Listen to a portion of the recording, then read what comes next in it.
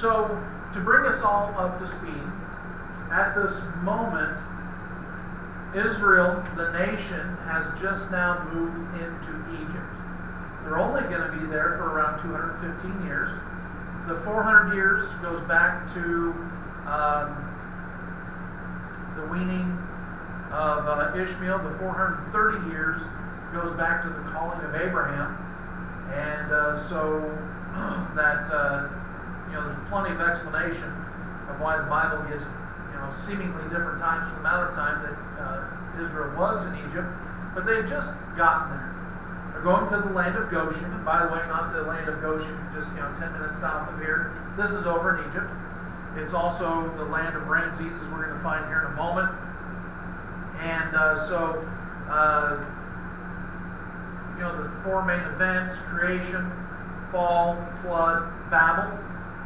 And then from there, we have four personalities. We have Abraham, Isaac, Jacob, and Joseph. And so, four events, although there are more than that, four great events, four, great stories, great and real stories that really happened, by the way. And now, remember Abraham, Isaac, Jacob all dwelt in tents while they were in the Promised Land. So they sojourned, but they didn't stay yet. And if it doesn't become officially Israel until they come back after the 40 years, Egyptian sojourning, crossing the Red Sea, 40 years in the wilderness, and coming over and taking over the land. So, Jacob is Israel. His favorite son was Joseph. Joseph, his other brothers hated, sold him off into Egypt. Potiphar, who was a military leader, had him in his house. Potiphar's wife wanted him. He wouldn't have anything to do with it. Fled. She took his jacket. He's put in prison. Elevated to be the head of the prison as an inmate. And then interpreted a dream. Pharaoh had a dream. He's brought out, made number 2 in Egypt. Starts the 7 years of plenty, lots of taxation, and then 7 years of drought, where now everybody's going to be coming and trying to buy food. That now brings Israel down to Egypt. And so now that's happened. And so now they've moved to Goshen. And let's pick up here in Genesis 47 and verse 1. Then Joseph came and told Pharaoh and said, My father and my brethren and their flocks and their herds and all that they have are come out of the land of Canaan, and behold, they are in the land of Goshen. Skip down here to verse 7. And Joseph brought in Jacob his father and set him before Pharaoh, and Jacob blessed Pharaoh. We're going to look 2 times in Hebrews. Do me a favor, just flip over to Hebrews real quick. I find it interesting that Jacob blesses Pharaoh. Can you imagine? Well, let's use this. Number 2 in the nation. I guess that would be Vice President Harris, brings her dad to the White House, and so then her dad blesses the president. That's just not really how it works. And so Hebrews chapter 7, and by the way, go back to Genesis, keep something in Hebrews because we're going to go back here. Hebrews chapter 7 and verse 7 says this, And without all contradiction, the less is blessed of the better. Now remember, the whole key of Hebrews is the word better. Jesus Christ and how much better his fulfillment of, is better than the Old Testament law. So it's interesting here that they allowed this to happen. And let's pick it up here in verse 8. And Pharaoh said unto Jacob, How old art thou? I'm sorry, back to Genesis 47. Went back kind of quick there.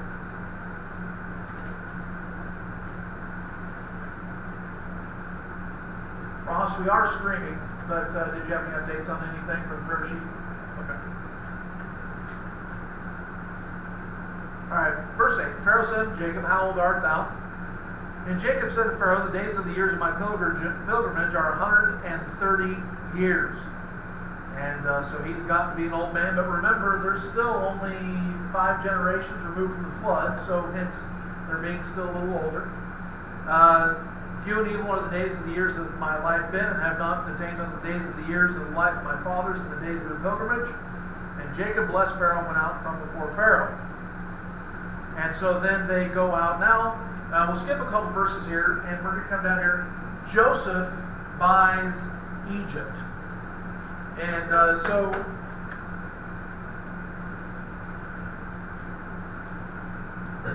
I'm not, not political, but there's some things that we need to teach.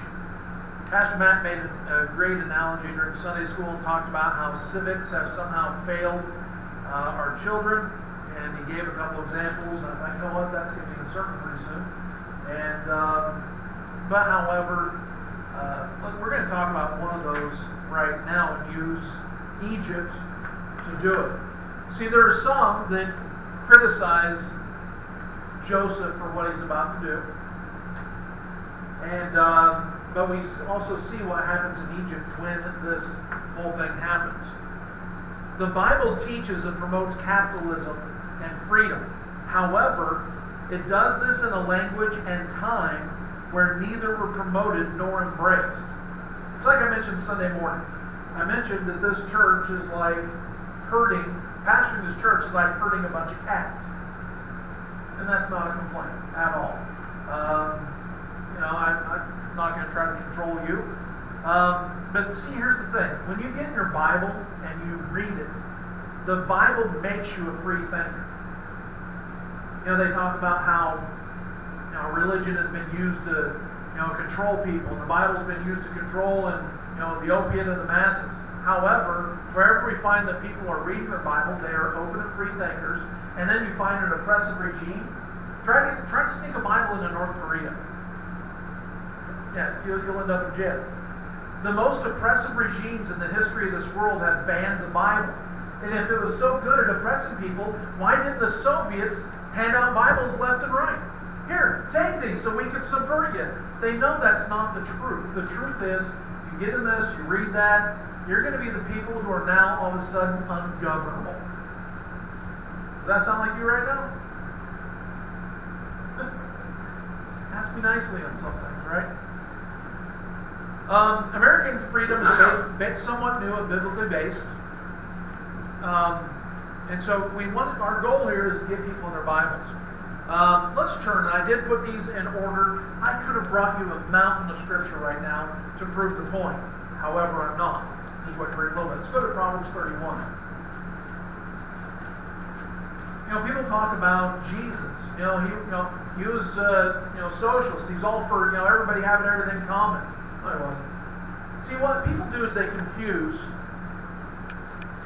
When Jesus was talking about, when Peter, the beginning of the church, all men had everything common. What people don't understand when they read that is that the kingdom was about to happen. However, the Jews rejected the kingdom. Remember, that was going to be plan A. My sleeve is still wet. It's distracting me here. The Jews rejected the kingdom, and so therefore it switched to being plan B and changed to a Gentile church instead of a Jewish church. And from basically Acts chapter 7 is starting the transition. You already find Greeks in Acts chapter 6, but by Acts chapter 10, the full transition is already being made. And so now they're finding Jews in Gentile areas, but they're mostly reaching the Gentiles from Acts chapter 10 and on. I can't just work one sleeve, right? Well, that look goofy. Look like I'm about to get into this. But when people talk about then selling everything, having everything in common, that's because of what was about to happen religiously, and it didn't happen. And then later on, they were going to all the different churches. Paul, hey, we need to take an offering for those people in Jerusalem that sold everything in common, and then what was supposed to happen didn't happen. And you think, well, God's supposed to take care of it. Well, he used churches to do it at the time. And but that's not the system. When Jesus was talking about the kingdom, now the millennium, are we going to have jobs where we go clock in, clock out, get paid? Nope. We'll rule and reign with Christ in heaven. There will be no such thing as a job, no such thing as getting paid, and we will be able to sit at the table and just eat whatever we want. And we need to get Jen back. I miss Jen. Okay. Not talking about the alcoholic drink. I'm talking about the guy who used to own Pier Sushi, and because nobody gets California rolls right after him. Peel the stinking cucumber. Can somebody say amen to this? No? Nobody? What? Peel the cucumber. You know, when you're eating a California roll, it's all about texture, and all of a sudden, there's a peel of the cucumber. It's ungodly. And so there you go. You agree with that, Joe? No, I'm just laughing because it's adamantly agrees. Who does? Alright. Anywho, and people just really have bad, you know, it's like when atheists try to meme, and, you know, if the ark, you know, was, if the ark, Israelites could carry the ark, how did it fit so many animals in it? Yeah, really just stupid. All right, Proverbs 31. All right, let's pick it up here in verse 16. And she considereth the field and buyeth it. With the fruit of her hand she planteth a vineyard. She girdeth up her loins with strength and strengtheneth her arms. She perceiveth that her merchandise is good. Her candle goeth not out by night. But notice, consider buying a field. Consider a field, buying it. And so the buying and selling and ownership of property. Let's go to Ecclesiastes, shall we?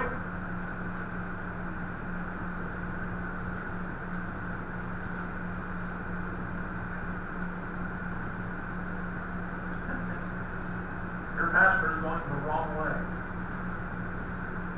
Ecclesiastes 5.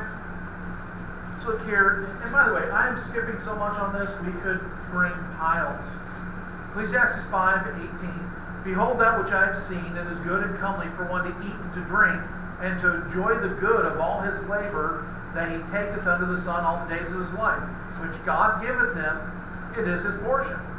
Every man also to whom God hath given riches and wealth, and hath given him power to eat thereof, and to take his portion, and to rejoice in his labor, that is the gift of God.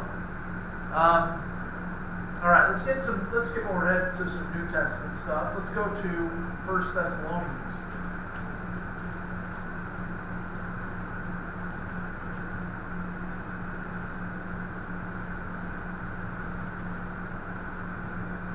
First Thessalonians chapter 4, you find basically just what we want right now.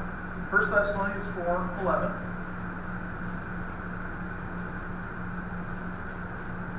Remember, 1 Thessalonians, probably the first book written by Paul, written so well about the return of Christ that 2 Thessalonians had to be written to say, well, no, he's not coming back right now. You still need to go get to work. Because after 1 Thessalonians, they just sat on a hill, looked up in the air, and just waited for Jesus to come back. 1 Thessalonians 4:11. And that you study to be quiet, and to do your own business, and to work with your own hands as we commanded you, that you may walk honestly toward them that are without, and that you may have lack of nothing. So, work, productivity, is what then brings about nothing lacking. Let's go to 2 Thessalonians. And I get it. That is, by the way, simplistic. Other things happen. Kids end up getting braces or other, weird stuff happens all the time, and life just takes a couple swings at you. 2 Thessalonians chapter 3, look here at verse 10. Oh, by the way, before we read this, read it with compassion. This is not something that you go yell at somebody who doesn't have everything that you think that they should have. For even when we were with you, this we command you, that if any would not work, neither should he eat. 1 Timothy chapter 6, verse 10 says this, for the love of money is the root of all evil, which while some coveted after they have erred in the faith and pierced themselves through with many sorrows. So those that argue against capitalism generally get mad at greed, not at the system. Well, people are greedy. A couple thoughts. Greed and necessity foster innovation. I'm not for anybody being greedy, by the way. Greed and necessity foster innovation. Now catch this. This is what we have to catch. Greed doesn't change because of the style of government. It just changes. Okay, let's keep on going. So, a government system that then has the government controlling all of that simply moves who is the recipient of greed. Politicians and corrupt people get rich and powerful instead of common people who fill needs. I mentioned in the last couple of weeks this guy named Doug DeMauro. Does anybody know who that is? Online, he reviews cars. Okay, I got one guess. And he has some of the cool stuff. I can't stand the guy at all, but however, he's bringing in some of the weirdest, craziest stuff. And then occasionally, he'll bring in an old Soviet car. And it is just junk every time. Something built in East Germany, something built in the Soviet Union. Innovation was absent because nobody, even if you're greedy, you're not going to go into the car business because you're getting paid as the same guy across the street who's doing this other thing that is deemed as worthy as what you do. You're like, you know what? Why am I going to do that? Because people are inherently not necessarily greedy, but they want to succeed. They want to get ahead. And it's just kind of funny. I think I could develop and build some of those cars that he brings on. Brings on a Yugo, communist Yugoslavia at the time. And remember the Yugos, 3990, brand new? And but just horrible vehicles because there was no incentive. I'm not even going to ask you to raise your hand. None of you would keep your job if they stopped paying you. No, I'm going to keep working for the good of society. Well, I lost my house for the good of society. I lost my car. We can't feed ourselves for the good of society. And so, So catch this. I realize there's other systems, but since we're talking about capitalism, communism assumes the goodness of all people, and that is its downfall. It assumes that everybody's good, and then when the systems get in place and everything starts running properly, the leaders will then step out of the way, and the system will carry on by itself, leaderless. How do you think that'll run? It won't. And it'll never get to that system. And it'll be good. And then what you have is that admittedly you have a cold personality, and then that person in power and greed takes it off course. But communism assumes goodness of all people. The system will weed out politicians and society. Society will work for a common good. So, there will be, in the future, at some point, an easy way for one person and one system to manipulate the entire world's economy. Let's go to Revelation chapter 6. All right, so we've talked about the mark of the beast. Now, you can't buy, sell, or trade, or buy or sell without it. It does not say trade. And no, mark of the beast is not currently anywhere on earth for humans, don't worry. But however, we find in Revelation, people talk about how it's going to be one world economy, one world government, one world monetary system. And here's one of the places we get that. When you have one world monetary system, which by the way, you're not going to scare me with one world monetary system, you're not going to scare me with one world government, none of that stuff, because you know what, when that happens, that means Lord's coming back at some point. That means maybe I don't have to pay my mortgage next month. Some of you don't look forward to that. You want some things in life to happen first. Well, nice to have some grandkids first, wouldn't it? Yeah. So I guess we always have Josie, shaking your head no there. And but anyways, Revelation chapter 6. So remember, Revelation is cyclical. So this Revelation 6 corresponds to the same timing as the mark of the beast and the one world currency. And now watch this. And when he had opened the third seal, I heard the third beast say, "Come and see." And I beheld, lo, a black horse, and he that sat on him had a pair of balances in his hand. This is the economy. And I heard a voice in the midst of the four beasts say, "A measure of wheat for a penny, and 3 measures of barley for a penny, and see thou hurt not the oil or the wine." So price controls, and notice the oil and the wine. Yeah, but this doesn't apply to the rich. Don't hurt the oil and wine. And everyone else, we're going to control this thing. We had recently, and by the way, if you're invested in Bitcoin, go ahead and keep on doing it. Matter of fact, I tried to get some Bitcoin, but for some reason our application's taking 5 weeks now tomorrow, and so I just see that as a good sign because we would have put it in. Because I remember if we would have put that in back in August, we would have had something like $56,000. Had we done it when we voted, we would have got up to 38. But now we just do right back where we were before. And if we had done it 3 years ago, and I think it's Doge, then we would have been up to 56 billion. And if you guessed that right, good on you. But you do see where all that cryptocurrency is going eventually, right? You can control the digital. One man tweeted. And those of you that invested in it, which I just didn't get a chance to yet, see you walked into church the next, if Matt was here, I'd be saying right to dragging the chick, because one guy said, you know what, we're not going to take Bitcoin for our Teslas anymore, and all of a sudden just Bitcoin, woo! I mean, it didn't sink to zero or anything, but it came to a place where maybe you can jump in, start investing, and wait for it to climb back up. One man tweeted. Matter of fact, he made a joke on Saturday Night Live. One man. And just rearranged everything. One joke, one tweet. And here we have now the angel sounding, and all of a sudden now everything's controlled, everything is in a certain price. Just interesting how that whole thing works. So don't let any of that scare you at all. Because any of those things happening just tells you, hey, close report coming back, and it'll be okay. Alright, so now let's get into what happened in Egypt and why I just told you this. Go back to Genesis 47. I think Jackie was right because she rolled her eyes when I said 47 and 48. I don't think we're going to get to 48. Maybe. Alright. Genesis 47, look here from verse 13. And there was no bread in all the land, for the famine was very sore, so that the land of Egypt and all the land of Canaan fainted by the reason of the famine. And Joseph gathered all the money that was found in the land of Egypt and in the land of Canaan, for the corn which they bought. Joseph brought the money into Pharaoh's house.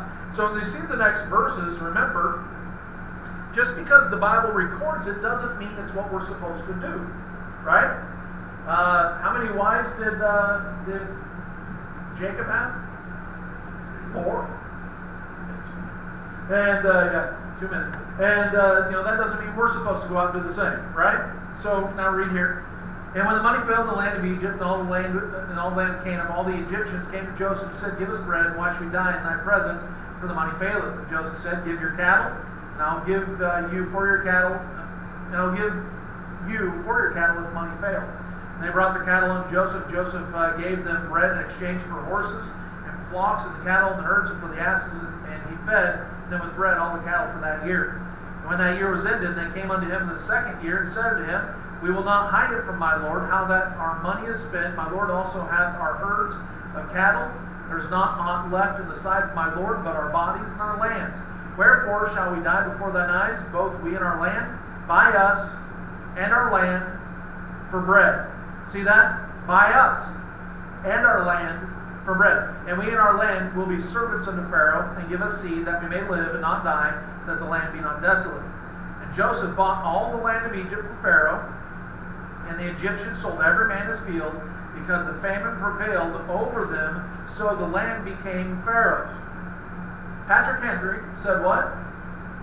"Give me liberty, or give me death." Now find this. Verse 21.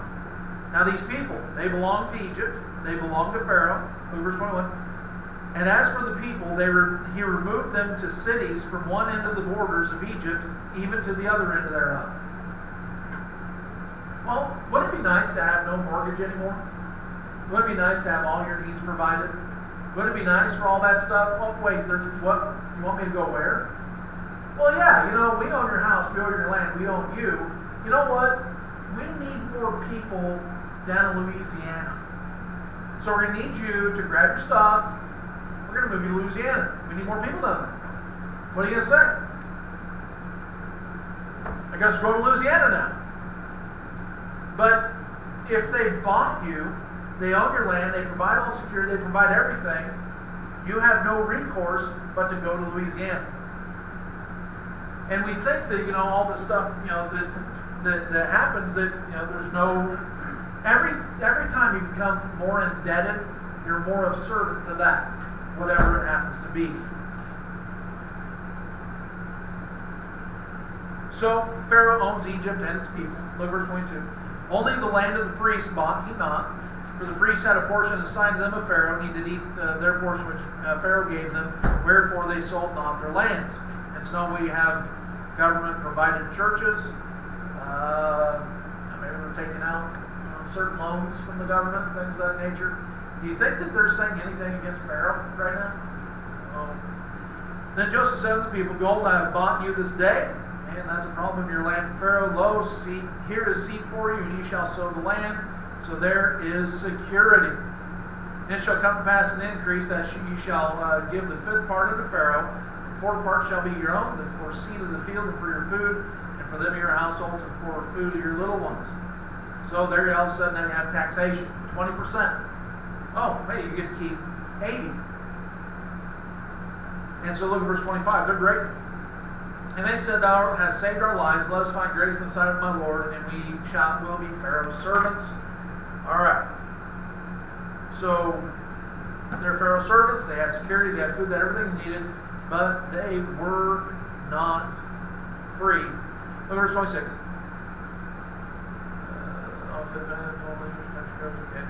All right. Verse 28. And Jacob lived in the land of Egypt 17 years. I don't know about you. When I read that Jacob's coming down, he can barely walk. Then when he's going down to Egypt, he's going there to die. He lived 17 more years. So he went from 130 to 147. I imagine he saw Joseph, his favorite, and which, by the way, that favorite thing is going to keep on going, even from Jacob again in the next chapter. And I think he saw Joseph was just revived. Jacob was then 147. And the time drew nigh that Israel must die, and he called his son Joseph and said unto him, If now I have found grace in thy sight, put, I pray thee, thy hand on my thigh, and deal kindly and truly with me. Bury me not, I pray thee, in the land of Egypt. But I will lie with my fathers, and thou shalt carry me out of Egypt, and bury me in their burying place. And he said, I will do as thou hast said. And he said, what did he say? Nobody's going to say it? Swear to me. I'm sorry. There's a joke here. My own joke that nobody. Thank you. No, nobody is. All right. It's a Batman joke, and but we don't make those here apparently. He said, "Swear to me." And he swore to him, Israel, about himself upon the bed's head. I can do the next chapter in 15 minutes. All right, let's do it. So I told you to keep something in Hebrews chapter 7. Did you do it? All right, let's go to Hebrews chapter 11. Oh, Revelation. Now remember, Hebrews is the hall of faith. Every time the Bible says by faith, it gives a name, and then there's a verb. By faith, something happened. Hebrews chapter 11, look at verse 21. By faith, Jacob, when he was dying, blessed both the sons of Joseph and worshipped, leaning upon the top of his staff. By faith, Joseph, when he died, made mention of the departing of the children of Israel and gave command concerning his bones. But see there, Hebrews chapter 11, verse 21, talks then about Jacob blessed both the sons of Joseph. Why am I saying Joseph? Joseph. Anywho. So just go back to Revelation's going to be here in a minute. All right, Genesis 48. Let's talk about that for a moment. So Jacob is about to die. Joseph is brought in, and Joseph's two sons are brought in with Joseph. Does anybody remember Joseph's two sons' names? Bam! Oh, speaking of that, I forgot. Good thing for bringing that up. Let's do Bible Jeopardy in the next couple weeks, shall we? We're going to be done with Genesis. We need to break it up to monotony somehow. And so hopefully that'll be 2 weeks. I forgot to bring that up, but since there. So Joseph brings in his two sons, Manasseh and Ephraim. And so he brings them in before Jacob and asks Jacob to bless his sons. And so now the interesting thing is, Joseph brings his sons with Manasseh, the oldest, to Israel's left, his own right, and Ephraim to his left. Did I get that backwards? We'll have to come back to that. But just, so now there are 12 tribes of Israel. We always say there's 12 tribes, right? And get corrected usually. And no, but there are 12 tribes. But however, the interesting thing here is, look at verse 5. And now thy two sons, Ephraim and Manasseh, which were born unto thee in the land of Egypt before I came out unto thee into Egypt, are mine. As Reuben and Simeon, they shall be mine. And thy issue which thou begettest after them shall be thine, and shall be called after the name of their brethren in their inheritance. So now that raises the number of 12 sons to 13 divisions of inheritance. Ephraim, Manasseh, both now are equal parts in the tribes of Israel. That now makes 13. However, Levi doesn't have an inheritance because he's the priestly tribe, right? But then you get to Revelation chapter 7. Jot this down. Go read it later. Revelation, well, other places do mention Levi and leave out others. But you get to Revelation. Revelation doesn't mention Manasseh. It talks about the tribe of Joseph and the tribe of Dan and leaves out Levi. It's crazy. So, I don't know if any of you have ever tried to do a study of who's there when. It's not easy. There's 13 tribes brought down then to 12, but yet we still only talk about 12 tribes.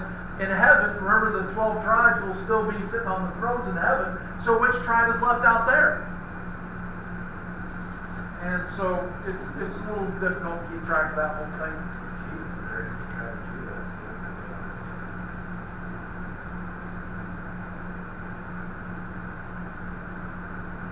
It's a good observation. He just said, well, Jesus there, he might be the line, he's the line of the tribe of Judah, so that would be the 13th. Why did I think of that? Have you said that before?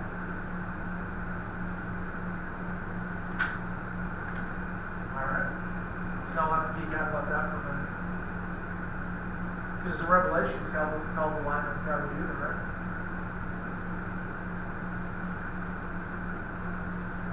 That's pretty good. Alright, verse 7. Jacob talks about Rachel dying. This is a long time ago now, and she's buried in Bethlehem. And so now Joseph's sons, by the way, verse 8 read this, and Israel beheld Joseph's sons and said, who are these? Then they talk about his eyesight being bad if you read around. But however, if you read don't think that Israel didn't know who these two children were, and nor could not see them. I think it was just more of a, hey, who are these? But as you read through this, it gets uncomfortable. How many of you were forced to kiss your grandparents and you didn't want to do it? I didn't. Well, the thing that I didn't want to do is I didn't want my grandma to kiss me. Because when she did, it was usually wet, and then there's that one whisker that poked you on the cheek, right? And you try to avoid it. You try to stand by your mom as long as you can. You love your grandparents. You love your grandma. But you know what? Between the peaches and the whisker, I just want to get past this and on to something else. And however, when I got older, I'd walk to my grandma's house because I knew that at least there's somebody that would hug. Make sure you're hugging your kids. Anyways, where are we at?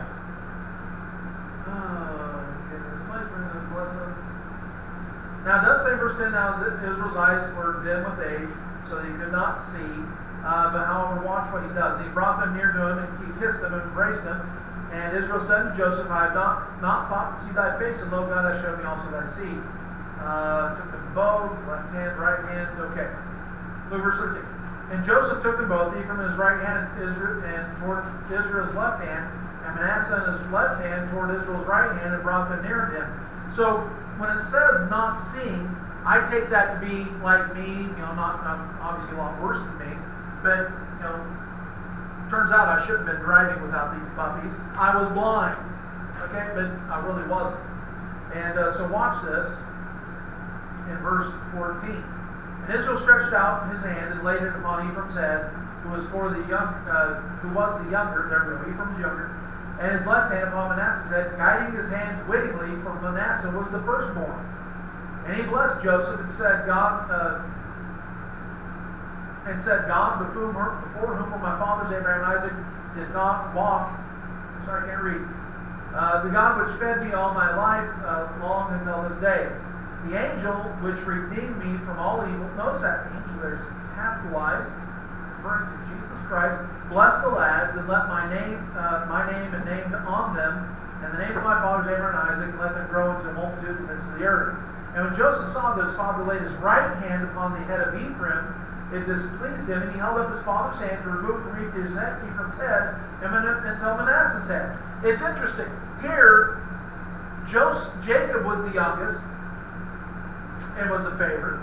Joseph was kind of the youngest, second youngest, kind of the favorite, and both of them saw all the problems that this caused.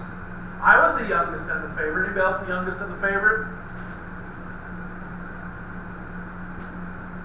You're not the youngest, Eddie. You're just the favorite, right? Or is that you, Aria? You're not the favorite? Uh-oh. Are you the favorite? Abe says no. Hey, if you want me to get done in the next 5 minutes. Okay. So the interesting thing is, right in front of the kids, and Joseph said to his father, not so, my father, for this is the firstborn, put thy right hand upon his head. Can you imagine grabbing your dad's hand from the top of your kid? No, bless this one, and watch this. And his father refused and said, I know it, my son, I know it. He also shall become a people, and he also shall be great, but truly his younger brother shall be greater than he, and his seed shall become a multitude of nations. Do you think he remembered that the rest of his life? These aren't young kids. They're at least 17. And he blessed them that day, saying, In thee shall Israel bless, saying, God make thee as Ephraim and as Manasseh. And he set Ephraim before Manasseh. And Israel said to Joseph, Behold, I die, but God shall be with you and bring you again to the land of your fathers. Now watch this in verse 22. I didn't learn this until this week. Because sometimes you just read through Genesis and you get through something and you just get to where you're coasting, right? And you don't pick up the details. Look at verse 22.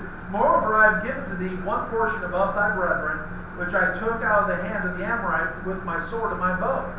Every time I've read that, I thought, okay, just the extra person is Manasseh and Ephraim.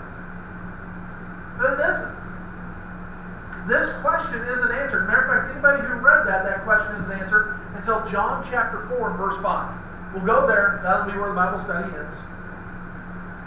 So he said, Moreover, I have given thee one portion above thy brethren, which I took out of the hand of the Amorite with my sword and with my bow. So it's interesting. Israel says to Joseph, I have a little extra something for you that's not answered until the New Testament. John chapter 4. And we'll end here a couple minutes early.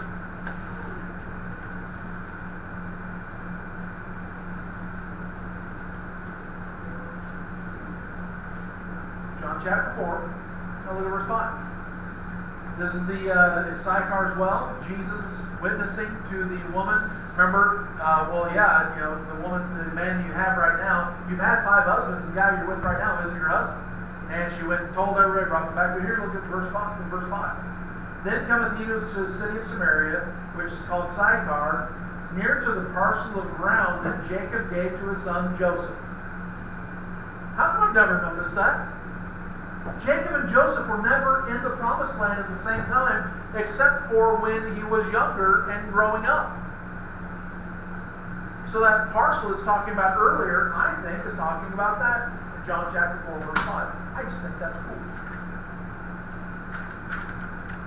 And with that, we're done.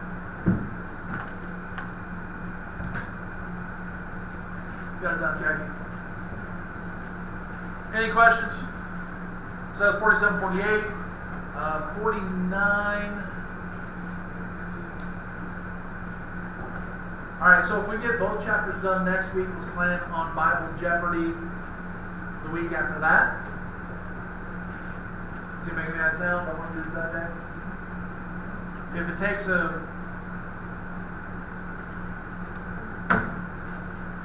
tell you that. I'll do that.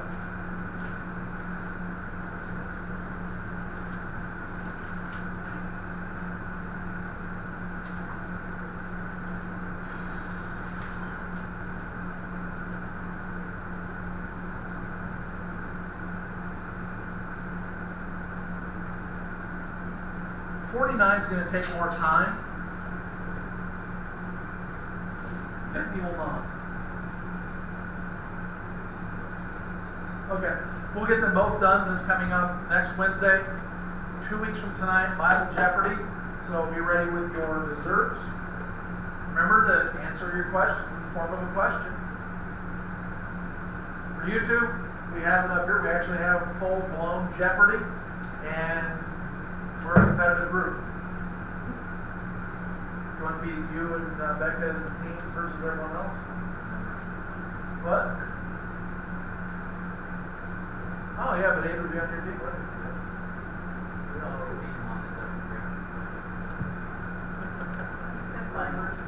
No mercy? No mercy? That's not good. What's that?